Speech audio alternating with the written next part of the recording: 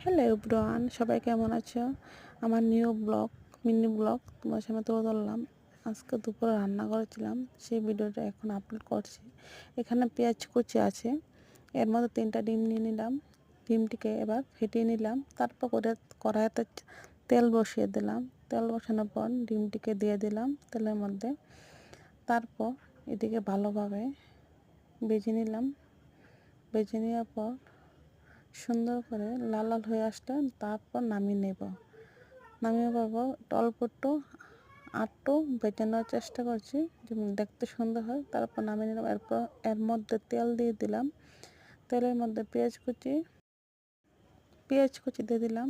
এর মধ্যে মশলা ব্লেন্ড করেছিলাম, তার মধ্যে ব্লেন্ড হয়ে আসছে। তারপর এর মধ্যে আদা রসুন পেঁয়াজ বাটা দিয়ে দিলাম। এর মধ্যে হলুদ লঙ্কা যা সব মশলা সব দিয়ে দিলাম। এর মধ্যে আকাশি ভিউটা তোমাদের দেখালাম সুন্দর। তারপর মশলাটাকে ভালোভাবে ভেজে নিলাম। ভেজে নেওয়ার পর তারপর হালকা জল দিয়ে দিলাম। এর মধ্যে জলটা দেওয়ার পর ভালোভাবে নেড়ে তার মধ্যে ডিমগুলো দিয়ে দিলাম।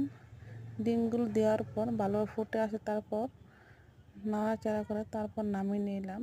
দেখো কালারটা কি অসাধারণ হয়েছে। এভাবে রান্না করে একবার খেয়ে দেখো, খুবই স্বাদ। তোমরাকে বল, আমি রান্না করেছি, তোমরা খেয়ে দেখতে পারো, খুব অসাধারণ।